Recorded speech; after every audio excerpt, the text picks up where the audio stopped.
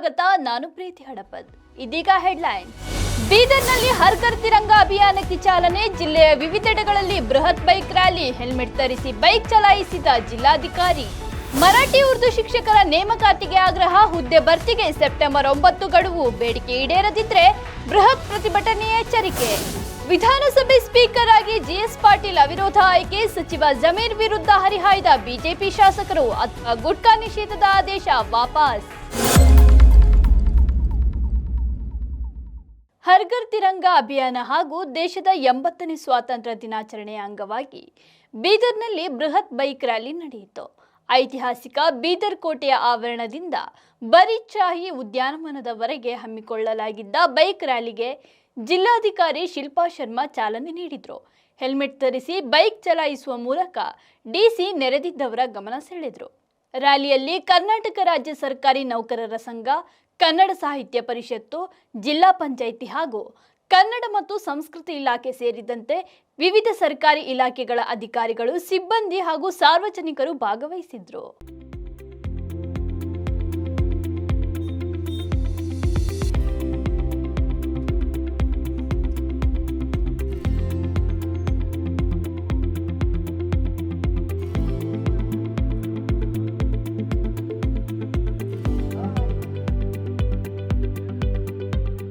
ಶುಭಾಶಯಗಳು. ಈ ಸ್ವಾತಂತ್ರ್ಯ ದಿನಾಚರಣೆ ಅಂಗವಾಗಿ ಮತ್ತು ಹರ್ ಘರ್ ತಿರಂಗ ಕಾರ್ಯಕ್ರಮದ ಅಂಗವಾಗಿ ನಾವು ಇವತ್ತು ಬೈಕ್ ರ್ಯಾಲಿ ನಮ್ಮ ಜಿಲ್ಲೆಯಲ್ಲಿ ಕಾರ್ಯಕ್ರಮವನ್ನು ಹಮ್ಮಿಕೊಳ್ಳಲಾಗಿದೆ.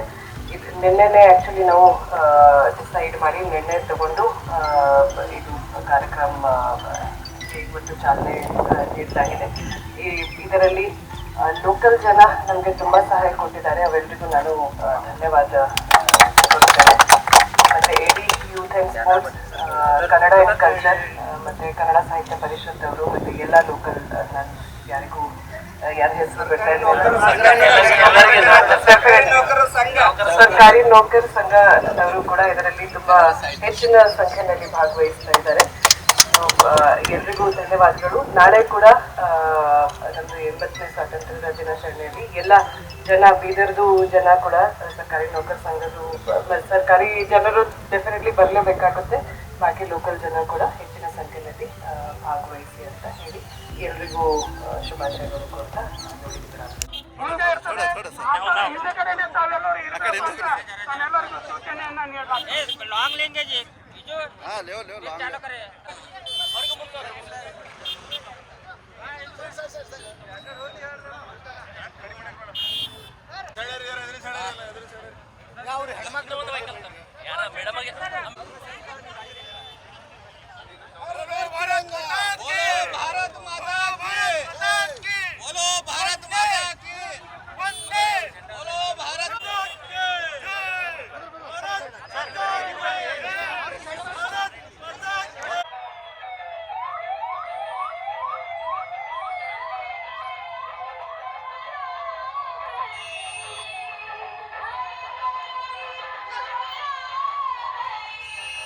ನಂಗೆ ಎದುರು ಬಂದ್ರೆ ಹಂಗೆ ಥೋಡೆ ಹಿಂದೆ ಬಾ ಇಲ್ಲ ನಾನು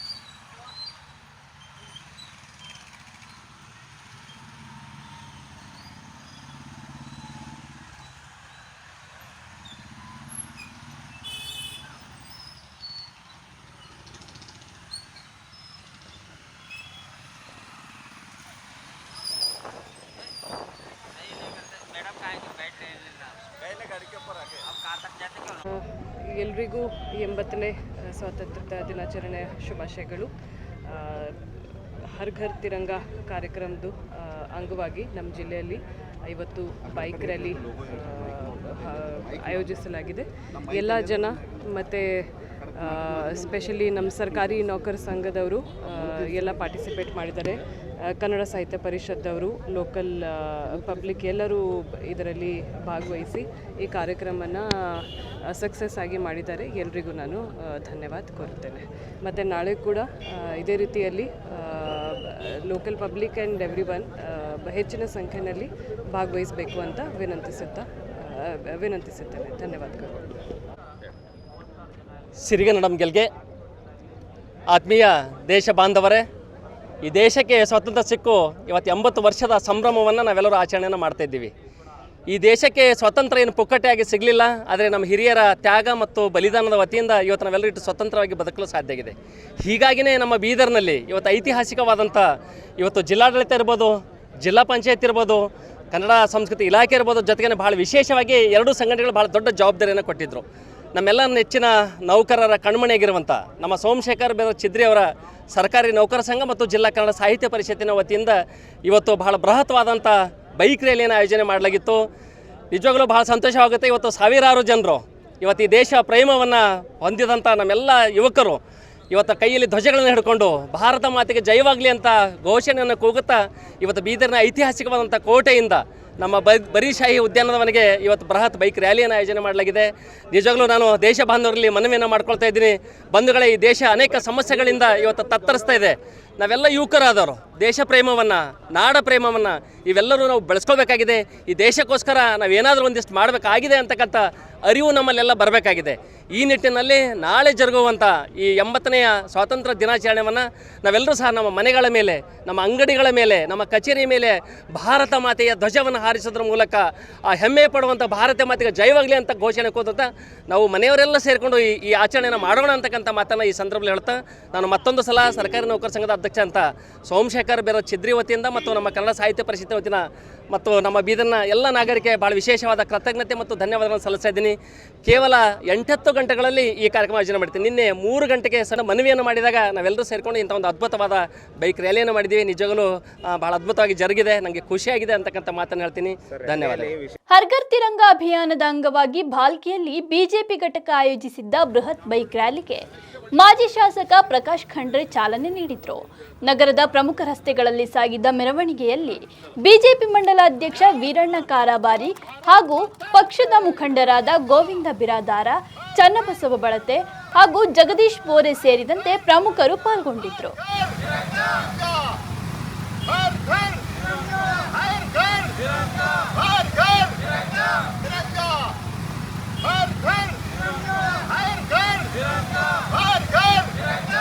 ಇವತ್ತಿನ ಭಾಲ್ಕಿ ಬಿಜೆಪಿ ಮಂಡಲ ವತಿಯಿಂದ ಈ ಯಾತ್ರೆಯನ್ನದ ಇವತ್ತು ಚಾಲನೆ ಕೊಡಲಾಗ್ತಾ ಇದೆ. ನಮ್ಮ ದೇಶದ ಧ್ವಜ ನಮ್ಮೆಲ್ಲರಿಗೇನದ ಎಷ್ಟು ಮಹತ್ವ ಇದೆ.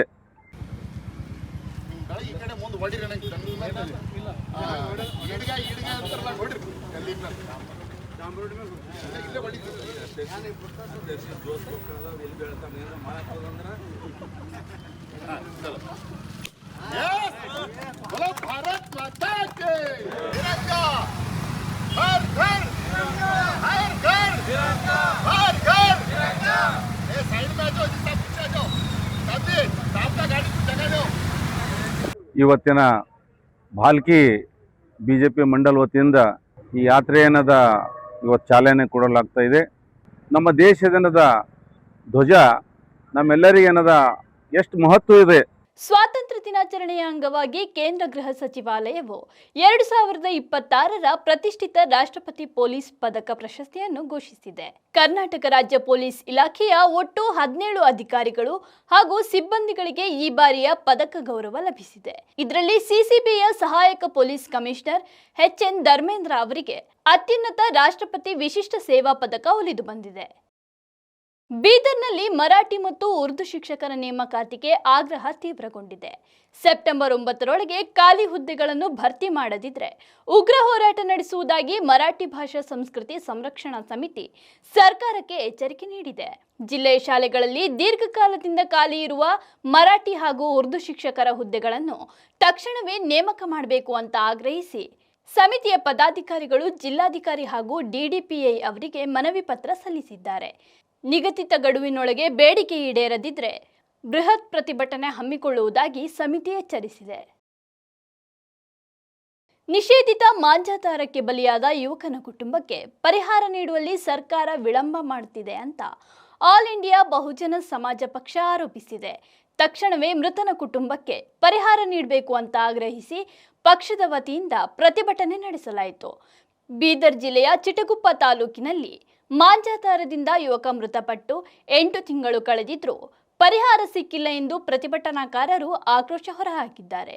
8 ತಿಂಗಳ ಹಿಂದೆ ಮೃತನ ಮನೆಗೆ ಭೇಟಿ ನೀಡಿದ್ದ ಜಿಲ್ಲಾ ಉಸ್ತುವಾರಿ ಸಚಿವರು ಹಾಗೂ ಸ್ಥಳೀಯ ಶಾಸಕರು ಪರಿಹಾರ ನೀಡುವುದಾಗಿ ಭರವಸೆ ನೀಡಿದ್ರು. ಆದರೆ ಇದುವರೆಗೂ ಪರಿಹಾರ ಸಿಕ್ಕಿಲ್ಲ ಎಂದು ಬಿಎಸ್ಪಿ ನಾಯಕರು ಕಿಡಿಕಾರಿದ್ದಾರೆ. ವಿಧಾನಮಂಡಲದ ಮುಂಗಾರು ಅಧಿವೇಶನದ 2ನೇ ದಿನ ಪ್ರಮುಖ ಬೆಳವಣಿಗೆಗಳಿಗೆ ಸಾಕ್ಷಿಯಾಯಿತು. ವಿಧಾನಸಭೆಯ ನೂತನ ಸ್ಪೀಕರ್ ಆಗಿ ಜಿಎಸ್ ಪಾಟೀಲ್ ಹಾಗೂ ವಿಧಾನ ಪರಿಷತ್ತಿನ ಸಭಾಪತಿಯಾಗಿ ಸಲೀಂ ಅಹಮದ್ ಅವರು ಅವಿರೋಧವಾಗಿ ಆಯ್ಕೆಯಾದರು.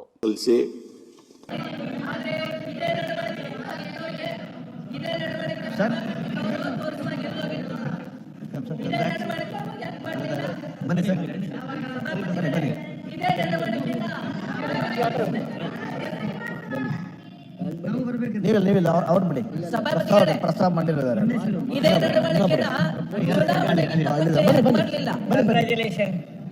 ಬನ್ನಿ ಸರ್, ಈಗ ಬನ್ನಿ. ಇನ್ನೊಂದೆಡೆ ವಿಜಯನಗರ ಜಿಲ್ಲಾ ಉಸ್ತುವಾರಿ ಸಚಿವ ಜಮೀರ್ ಅಹಮದ್ ಖಾನ್ ಅವರು ಸ್ವಾತಂತ್ರ್ಯ ದಿನಾಚರಣೆಯಂದು ಧ್ವಜಾರೋಹಣ ಮಾಡಲು ಸಮಯವಿಲ್ಲವೆಂದು ಮುಖ್ಯಮಂತ್ರಿಗಳಿಗೆ ಬರೆದಿದ್ದ ಪತ್ರ ಅಧಿವೇಶನದಲ್ಲಿ ಭಾರೀ ಹೈಡ್ರಾಮಾ ಸೃಷ್ಟಿಸಿತ್ತು.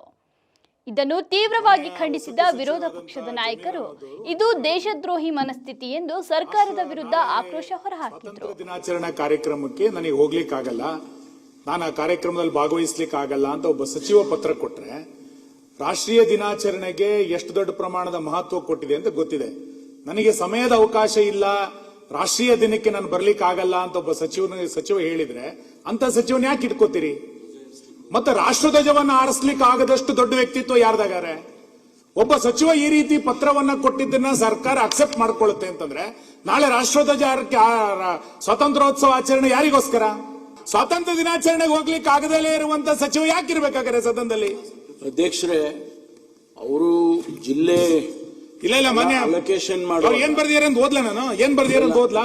ಏನ್ ಬರ್ದಿಯಾರ ಮಾಡುವಾಗ ಅಲ್ಲ ಮನೆ ಅಧ್ಯಕ್ಷ ಏನ್ ಬರ್ದಿಯಾರ ಅಂತಂದ್ರೆ ಆಯ್ತು, ಜಿಲ್ಲಾ ಅಲೋಕೇಶನ್ಸ್ ಮಾಡುವಾಗ ಅವ್ರಿಗೆ ಆ ಜಿಲ್ಲೆ ಹಿಂದೆ ಇದ್ರು, ಅದು ಬೇಡ ಬೇರೆ ಜಿಲ್ಲೆ ಕೊಡಿ ಅನ್ನೋ ಇದನ್ನ ಇಲ್ಲ ಅವ್ರು ಏನ್ ಹೇಳಿದಾರೆ ಅಂದ್ರೆ ಮನೆ ಅಧ್ಯಕ್ಷ ಆರೋಗ್ಯ ಸರಿ ಇಲ್ಲ ಹೋಗೋದಕ್ಕೆ ಒಬ್ಬ ಸಚಿವರಿಗೆ ಆದ್ಯತೆ ಯಾವುದು ಅಂತ ಅವರೇ ಬರೆದಿರೋ ಪತ್ರದಲ್ಲಿ ಆದ್ಯತೆ ಯಾವುದು ಅಂತ ಹೇಳ್ತಾರೆ.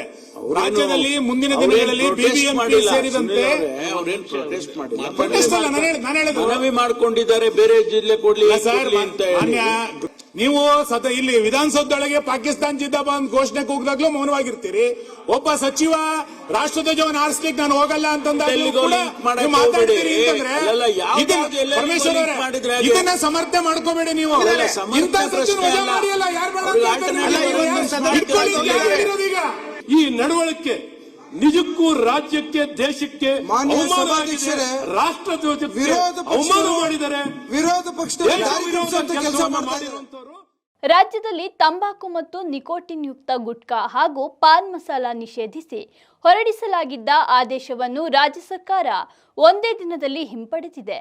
ನಿಷೇಧದಿಂದ ಅಡಿಕೆ ಬೆಳೆಗಾರರಿಗೆ ನಷ್ಟವಾಗಲಿದೆ ಎಂಬ ಕಾರಣಕ್ಕೆ ಮುಖ್ಯಮಂತ್ರಿ ಡಿಕೆ ಶಿವಕುಮಾರ್ ಸೂಚನೆಯಂತೆ ಆಹಾರ ಸುರಕ್ಷತೆ ಮತ್ತು ಗುಣಮಟ್ಟ ಆಯುಕ್ತರು ಈ ನಿರ್ಧಾರವನ್ನು ಹಿಂಪಡೆದಿದ್ದಾರೆ. ಶರಣ ಭೀಮಶೆಟ್ಟಿ ಜಾಜಿ ಅವರ ವಿರಚಿತ ಶ್ರೀ ಸಿದ್ದರಾಮಯ್ಯ ಸ್ವಾಮಿ ಖೇಡ್ ಗ್ರಂಥ ಲೋಕಾರ್ಪಣೆ ಕಾರ್ಯಕ್ರಮ ನಡೆಯಿತು. ಭಾಲ್ಕಿಯ ಹಿರೇಮಠ ಸಂಸ್ಥಾನದಲ್ಲಿ ನಾಡೋಜ ಪೂಜ್ಯ ಡಾಕ್ಟರ್ ಬಸವಲಿಂಗ ಪಟ್ಟದೇವರ ದಿವ್ಯ ಸಾನ್ನಿಧ್ಯದಲ್ಲಿ ಕಾರ್ಯಕ್ರಮ ನೆರವೇರಿತು.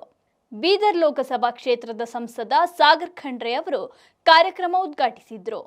ಕಾರ್ಯಕ್ರಮದಲ್ಲಿ ಡಾಕ್ಟರ್ ಗೀತಾ ಖಂಡ್ರೆ, ಡಾಕ್ಟರ್ ವೈಜನಾಥ ಭಂಡೆ, ಶಂಭುಲಿಂಗ ಕಾಮಣ್ಣ ಸೇರಿದಂತೆ ಹಲವು ಗಣ್ಯರು ಉಪಸ್ಥಿತರಿದ್ದರು.